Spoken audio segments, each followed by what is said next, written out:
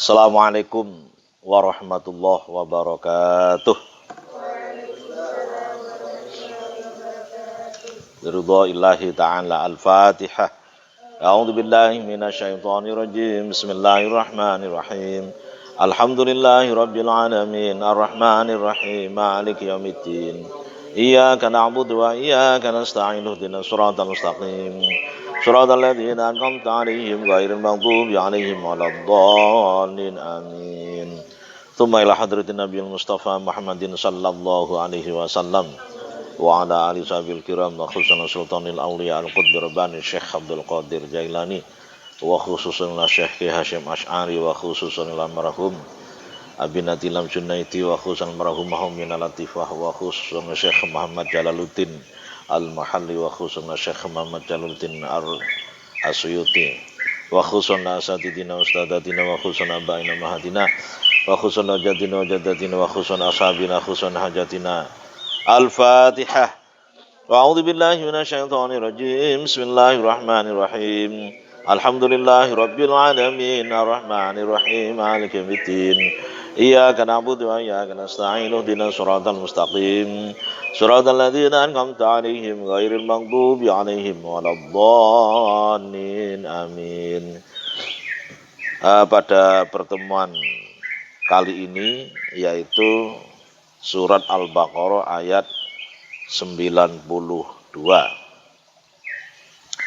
Pada ayat 91 dijelaskan bagaimana Bani Israel ketika ditanya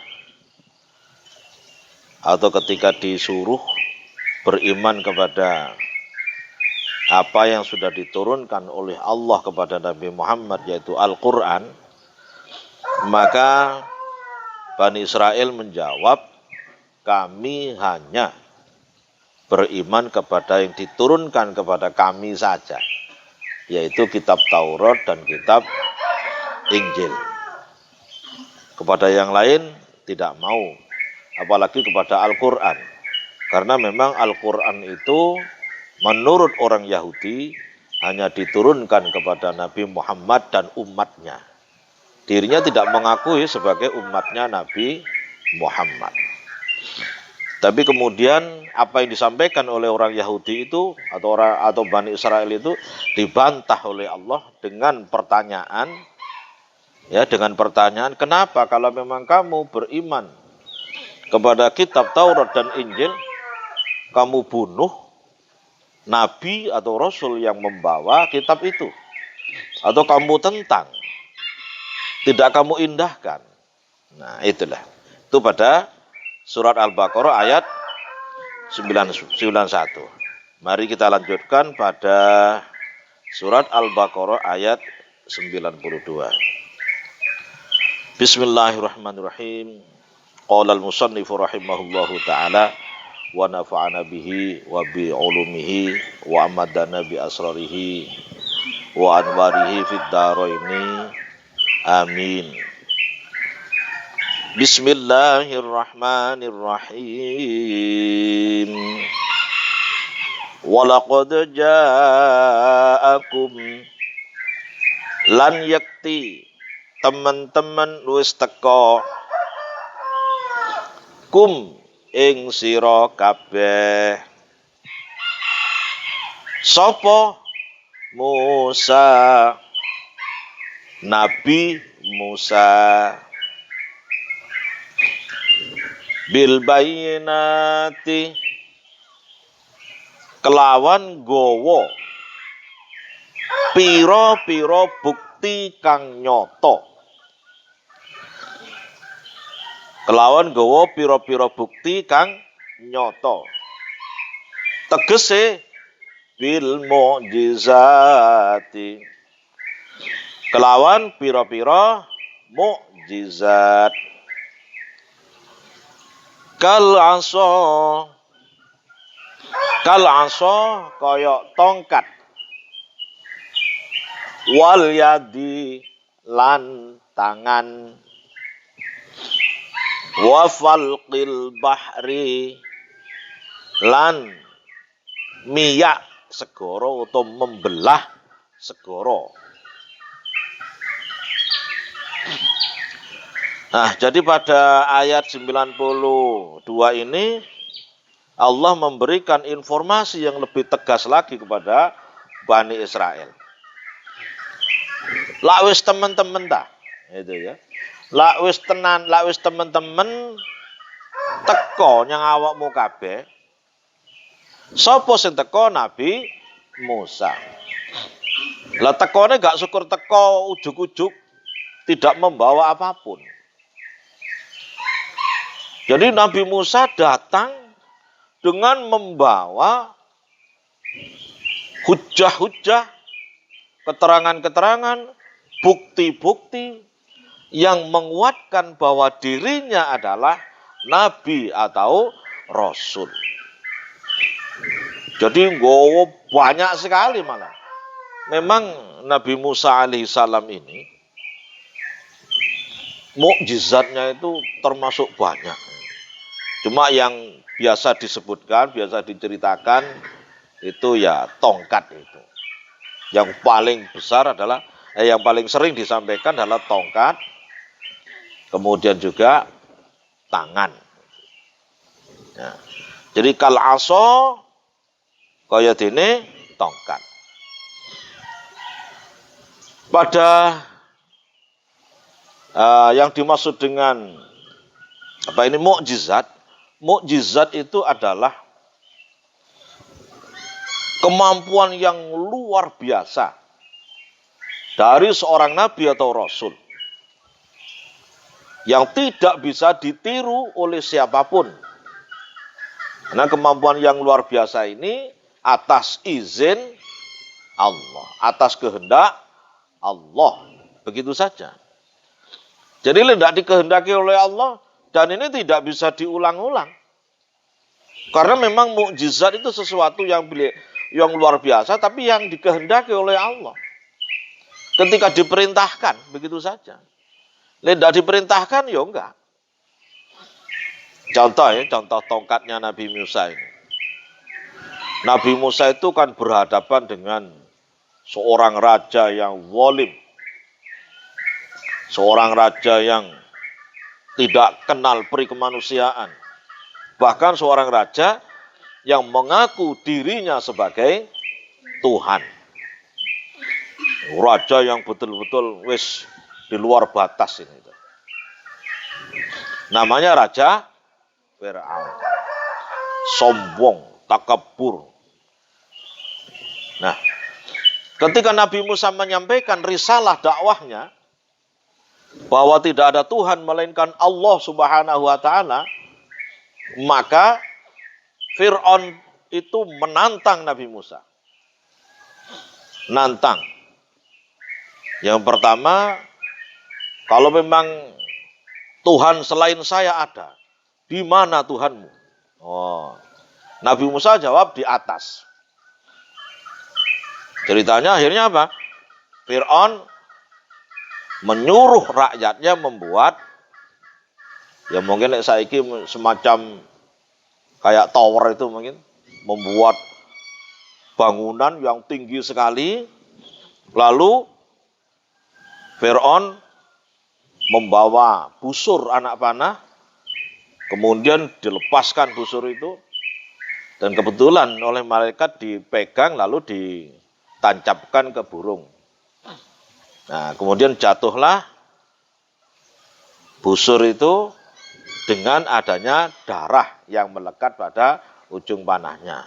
Ngomong ke rakyatnya, wis Tuhane Nabi Musa wis tak pateni iki. Buktine wis ana darahnya.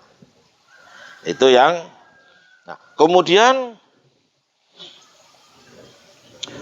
masih tidak puas. Ya, karena Nabi Musa terus menyampaikan risalah dakwahnya, karena itu perintah dari Allah sebagai rasul.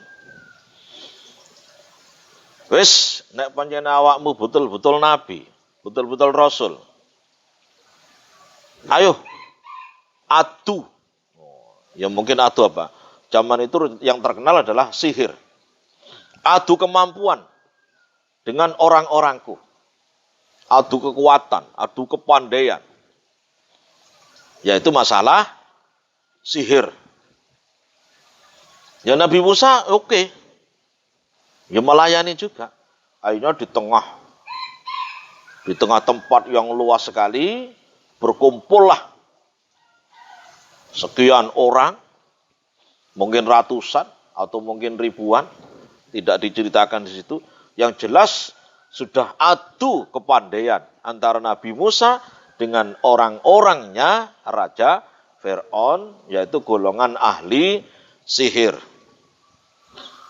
Nah, setelah berhadapan, maka orang-orangnya Raja Fir'aun, yaitu ahli sihir tadi, melemparkan tali atau tongkat. Begitu dilemparkan ke tengah kalangan, berubah menjadi ular. Baik tali maupun tongkat yang dilempar berubah jadi ular. Padahal ahli sihirnya banyak, sehingga dilemparkan juga banyak. Ularnya pun juga banyak. Dan itu akan menyerang kepada Nabi Musa, akan membunuh kepada Nabi Musa.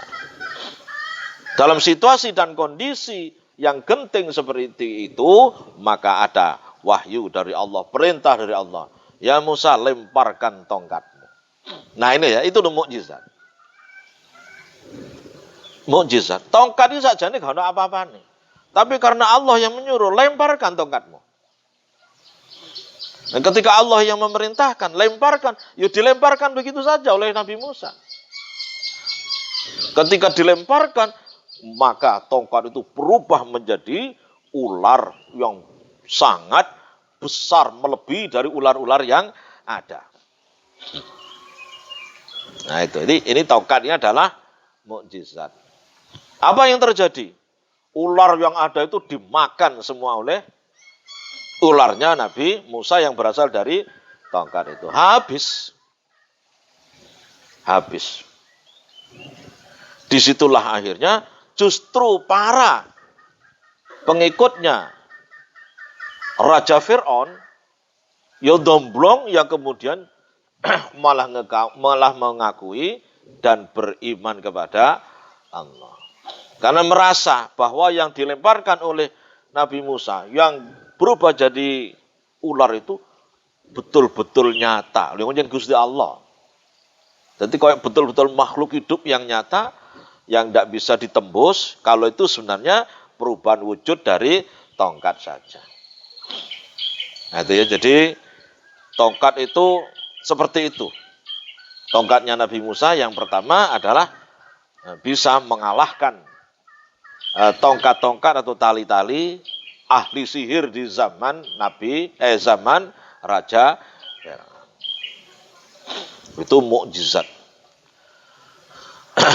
Tapi ternyata Raja Fir'aun memang masih tidak mau mengakui.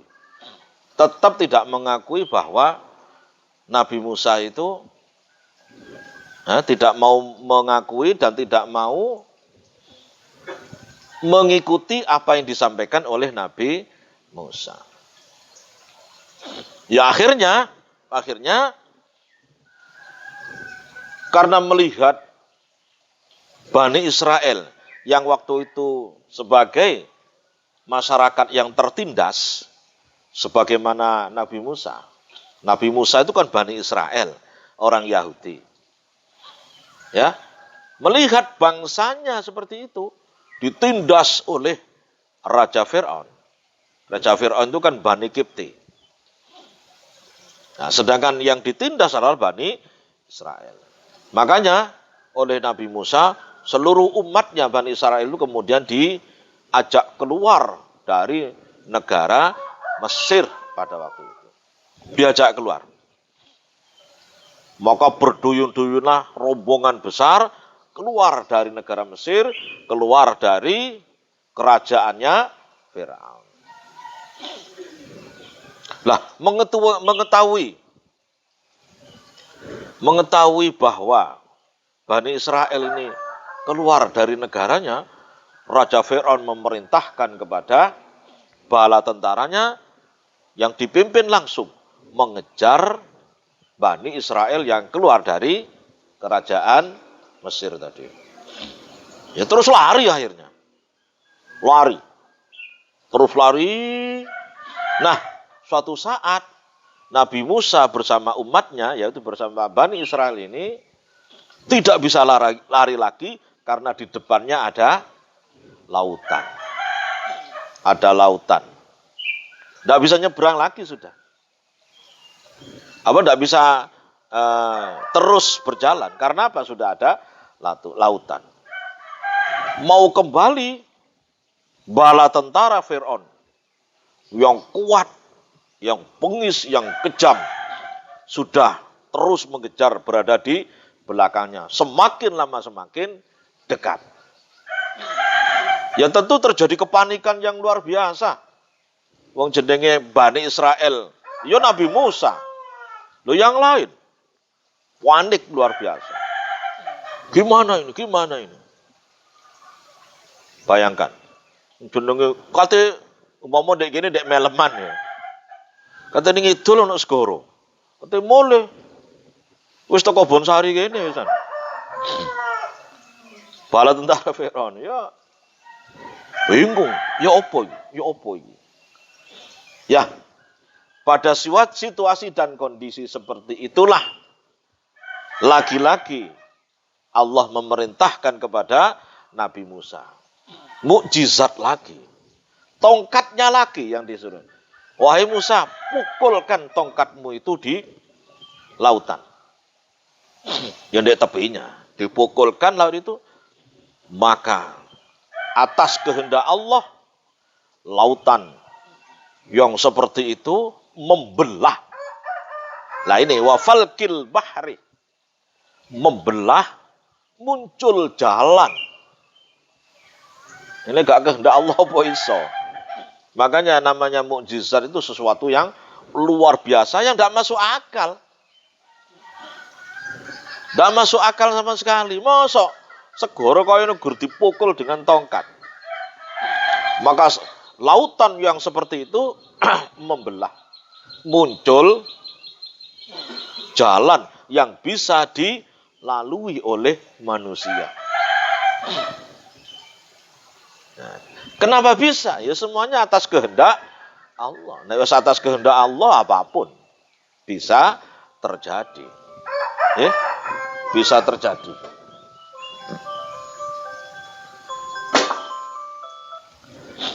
Apapun bisa terjadi. Kalau sudah atas kehendak Allah. Nah, jadi itulah salah satu dari mukjizat Nabi Musa. Termasuk juga wal yadi. Tangannya Nabi Musa itu juga bisa mengeluarkan sinar yang amat sangat terlalu terang sekali. Menyilaukan. Ya, ini.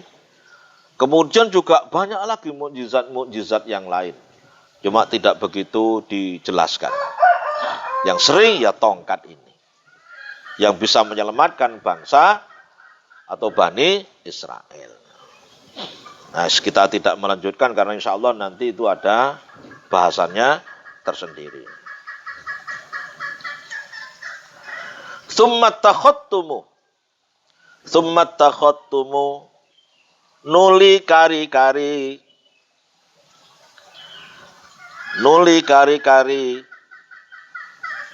agawe sapa sira kabeh al-ijla ing pedet. Apa pedet itu? Iya, anake sapi, embeng. Ilahan kang dadi sesembahan. Ilahan kang dadi sesembahan min ba'dihi saking sause Nabi Musa.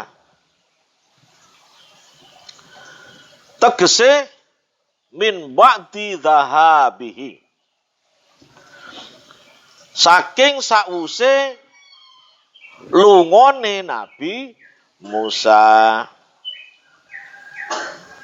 Min ba'di dhahabihi saking sakwise lungone Nabi Musa. ilal miqati, maring miqat, maring miqat. Nah, ketika sudah dalam keadaan aman, Bani Israel sudah bisa diselamatkan oleh Nabi Musa di suatu tempat, ya, wis merdeka, wis aman, tidak dijajah lagi oleh Fir'aun, karena Fir'aun di tengah lautan yang mengejar itu meninggal dunia. Sehingga Bani Israel sudah tidak menjadi bangsa yang terjajah lagi. Jadi hidup aman tentram dipimpin oleh Nabi Musa. Cuman ya itulah namanya Bani Israel. Bani Israel ini ya ngono kuwi. Ono ae, kreatif, tapi kreatif yang membuat dirinya malah menjauhkan diri dari Allah. Kreatif apa? Membuat, gawe, ya semacam patung, ya, yang dibuat kayak anak sapi. Digawe koyoke anaknya sapi, patung anaknya sapi. Yang berasal dari emas. Ya, yang berasal dari emas. Pada keterangan lain, yang pada akhirnya yang dibuat dari patung ini karena ada hijir apa itu malaikat Jibril, akhirnya ini memang hidup gitu loh. Ada yang menjelaskan seperti itu.